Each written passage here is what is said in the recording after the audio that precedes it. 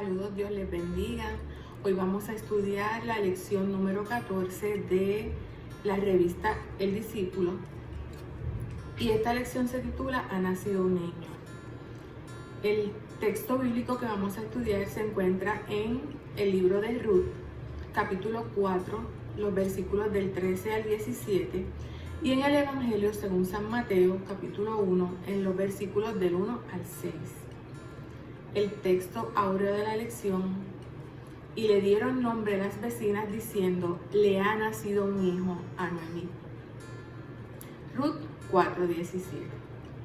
Los objetivos para la lección de hoy son los siguientes. Número 1. Mostrar la conexión entre la historia de Israel y su cumplimiento en el advenimiento de Jesús. Número 2. Explorar cómo todo esto se relaciona con nuestra iglesia, con nuestra fe y con nuestra propia historia, en la que también Dios ha estado actuando. Número 3.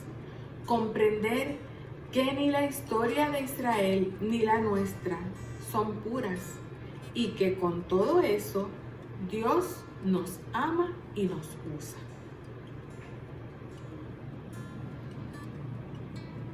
Tenemos como vocabulario el nombre de Noemí. Noemí significa agradable o dulce. En medio de su tristeza y desolación tras perder a su marido y a sus hijos, Noemí había adoptado el nombre de Mara. Mara significa amargura. En la lectura de hoy nos encontramos al final de la historia de Ruth y Noemí, que es un desenlace feliz. Y vemos por tanto que el nombre de Noemí sí le corresponde a esta mujer que había sufrido tanto. También, explorando el significado de Ruth, el otro personaje principal del libro que lleva su nombre, en el sentido original del nombre se debate y puede significar compañía o satisfacción. En este caso, compañía es un nombre similar, ¿verdad? Se adapta mejor a la historia. Vamos a dar lectura entonces al texto bíblico. Y leemos en el libro de Ruth, capítulo 4, los versos del 13 al 17. Así fue como Booz tomó a Ruth y se casó con ella. Se unió a ella y Jehová permitió que concibiera y diera a luz un hijo. Y las mujeres decían a Noemí, alabado sea Jehová, que hizo que no te faltara hoy pariente, cuyo nombre será celebrado en Israel, el cual será restaurador de tu alma y te sostendrá en tu vejez, pues tu nuera que te ama lo ha dado a luz, y ella es de más valor para ti que 7 hijos. Tomando Noemí al niño, lo puso en su regazo y lo crió. Y le dieron nombre las vecinas diciendo, le ha nacido un hijo a Noemí. Y le pusieron por nombre Obed. Y este fue el padre de Isaí, padre de David. Y en el Evangelio de Mateo, capítulo 1 y los versos del 1 al 6 leemos, libro de la genealogía de Jesucristo, hijo de David, hijo de Abraham. Abraham engendró a Isaac, Isaac a Jacob, y Jacob a Judá y a sus hermanos. Judá engendró de Tamar a Fares y a Zara, Fares a Esrom y Esrom a Aram. Aram engendró a Aminadab y Aminadab a Naasón y Naasón a Salmón. Salmón engendró de Rahab a Booz y Booz engendró de Ruth a Obed y Obed a Isaí. Isaí engendró al rey David. El rey David engendró de la que fue mujer de Urías a Salomón. Entonces vamos al análisis de esta escritura. Hoy estamos estudiando dos pasajes bíblicos diferentes, uno del Antiguo Testamento y otro del Nuevo Testamento. Esto es importante, pues parte del propósito de esta primera unidad es mostrar cómo en Jesucristo se cumplen las promesas hechas al pueblo de Israel. Y cómo en la historia misma de Israel Dios estaba preparando la llegada de Jesús, el nacimiento de Jesús entre su pueblo. El primer pasaje que corresponde al libro de Ruth trata de la historia de esta familia de Ruth y Noemí. Noemí se había ido a vivir a Moab junto a su esposo, oriundo de Belén, y junto a sus 2 hijos. Allá en Moab, estos 2 hijos se casaron con mujeres moabitas. Cuando murieron los 3 varones, el padre y los 2 hijos, las 3 mujeres quedaron desamparadas. Noemí instó a sus nueras a regresar a sus hogares al tiempo que ella volvía a Judá. Una de ellas, llamada Orfa, aceptó la sugerencia, pero la otra, llamada Ruth, se negó a abandonar a Noemí. Entonces Ruth y Noemí, la hebrea y la moabita, regresaron a Belén. Dadas las condiciones de aquella época, estas 2 mujeres solas, sin parientes varones que las protegieran y las sustentaran, se encontraban en una situación precaria. Ruth logró casarse con Boaz, pariente del difunto marido de Noemí. Es en ese momento que empieza el pasaje que estamos estudiando. El pasaje, ante todo, la historia del triunfo del amor y la lealtad entre 2 mujeres, y del modo en que Dios las reivindicó. La mujer, que en un momento llegó a llamarse a sí misma amargura, en lugar de Noemí, que significa dulce, termina siendo la bisabuela del rey David. Y ustedes saben que David es un antepasado de Jesús. Así que ya vemos cómo el caminito por ahí se va formando, ¿verdad? Para la llegada de Jesús. El pasaje tiene 2 dimensiones importantes. La primera es que todo el libro de Ruth es una historia de solidaridad, mediante el cual 2 mujeres desposeídas en medio de una sociedad machista logran sobrevivir. A la postre, Dios les da la victoria. Es Dios quien les cuida y les guía en todo momento. Es notable lo que las vecinas le dicen a Noemí, que su nuera Ruth es de más valor para ella que 7 hijos. El número 7 significaba perfección y por tanto tener 7 hijos era señal de la más alta bendición de Dios.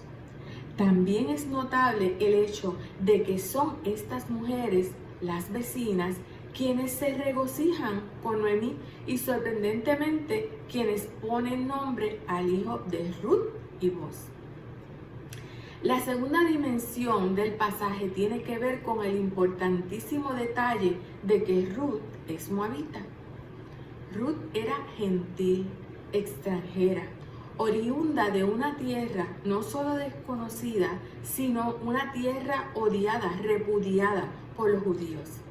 Los prejuicios contra tales personas en Judea eran profundos y la idea de contraer matrimonio con tal mujer sonaba escandalosa.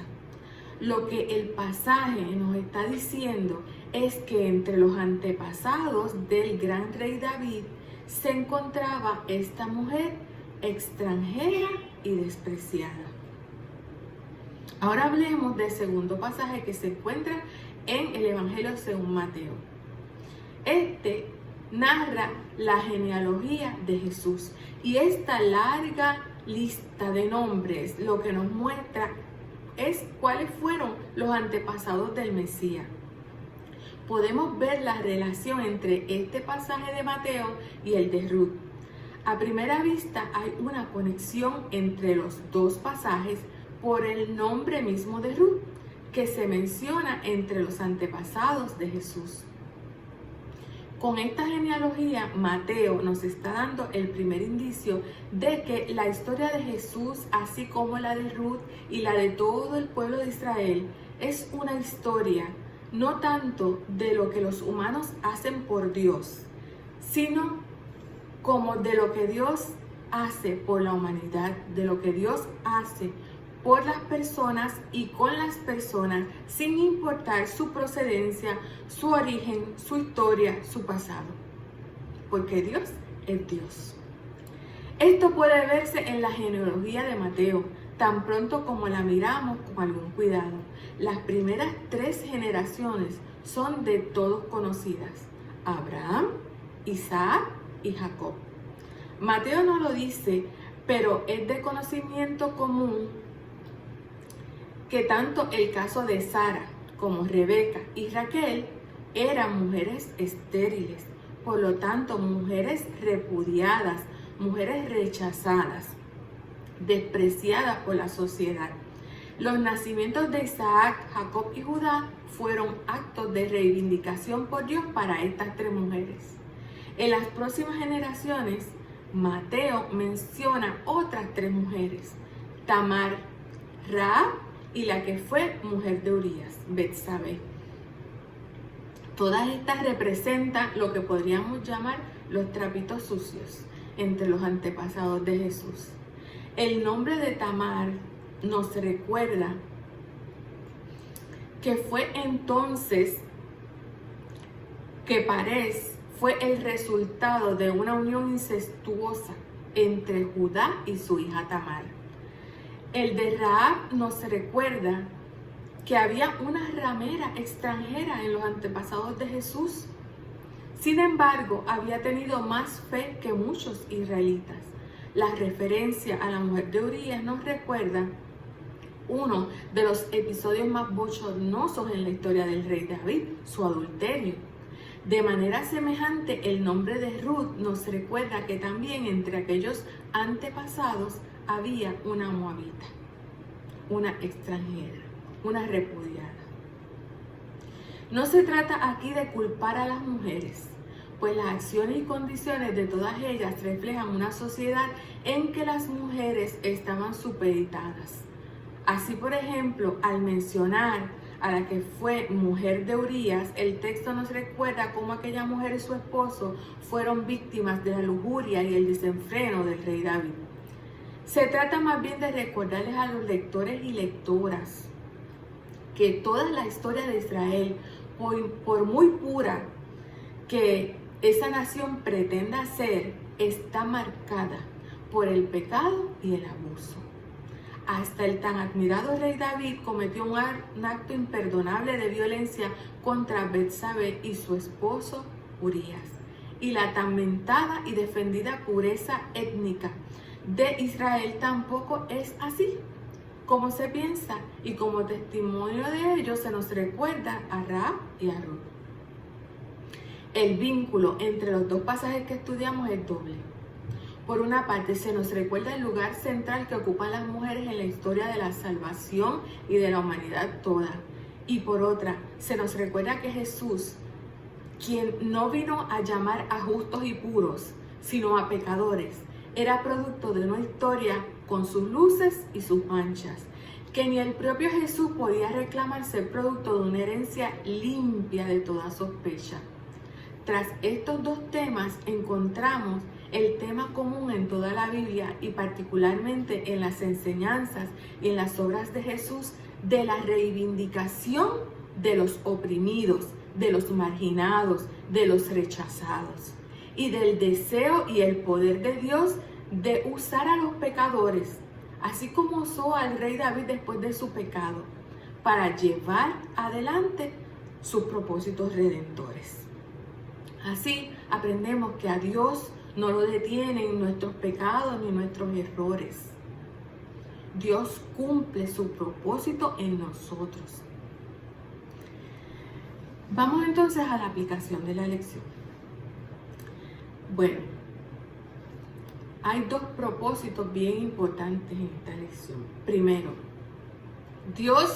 aprendemos que Dios no se detiene ante los pecados y las limitaciones humanas. Y Dios es un Dios que tampoco se deja llevar por los prejuicios humanos.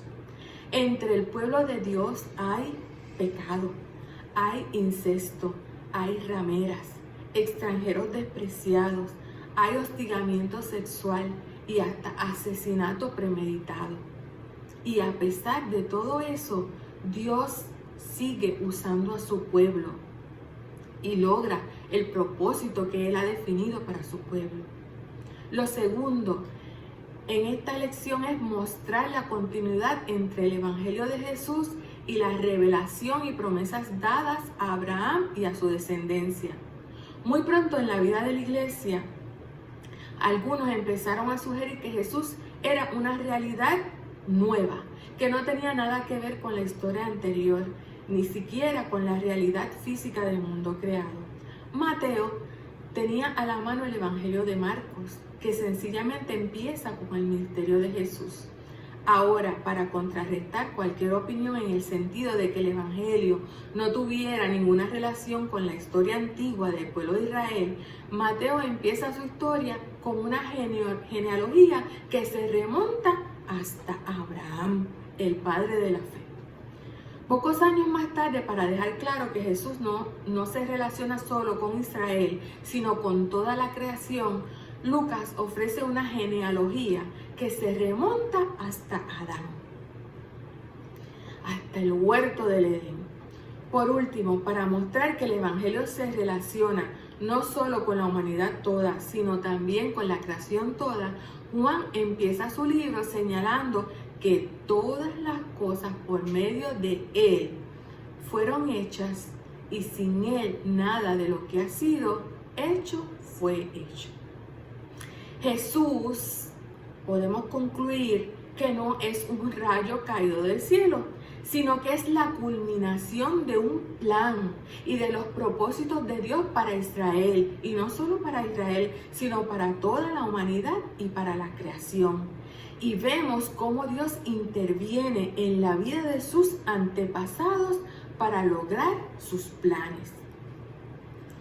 ¿Y qué importancia tiene esto para nosotros hoy?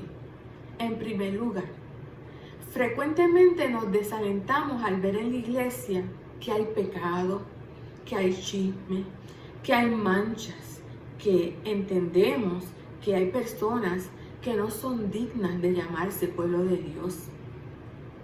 Hermano, pero eso no quiere decir que Dios no pueda seguir usando a la iglesia como lo hizo, y lo vemos que lo hizo en la historia del pueblo de Israel y que lo ha hecho siempre. Si no, pensemos en nuestro pasado. Dios usa a quien quiere y como quiere, porque es su poder, no es el nuestro. En segundo lugar, a veces seguimos el camino contrario. Queremos ser tan puros y tan puras y tan santos y tan santas que quien no sea igual de santo y puro que nosotros no tiene lugar en nuestra vida. Nos olvidamos que este Jesús, en cuya genealogía Mateo revela los trapos sucios de sus antepasados, vino a llamar a pecadores. Sobre estos puntos cabe preguntarnos y discutir entre nosotros y nosotras. Y yo quiero que nosotros reflexionemos en algunas preguntas que nos plantea la lección y que nos reta, para que nosotros podamos reflexionar y mirarnos por dentro y contestar estas preguntas allá en nuestra intimidad. ¿Cuáles son los pecados más comunes en nuestra comunidad de iglesia?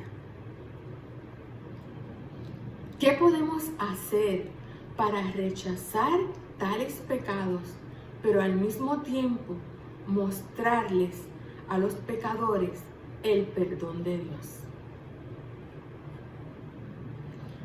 ¿Cuáles son los grupos marginados en nuestra sociedad? ¿Pertenecemos nosotros y nosotras a un grupo marginado? ¿O por el contrario, somos nosotros quienes marginamos a otras personas? ¿O podemos ser ambas cosas? Algunas veces somos marginados y algunas veces marginamos a otros.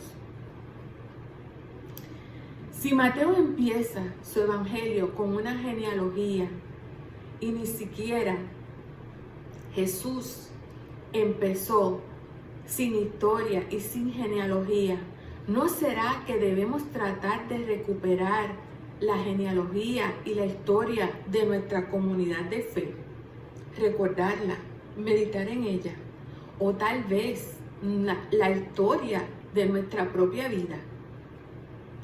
Podemos confiar, una vez reflexionemos, contestemos todas esas preguntas, podemos confiar en que Dios nos usa, no importa cuál sea nuestra historia o nuestro pasado. Y creer aún más que Dios usa esa historia, esas manchas, esos errores y ese pasado para bendición.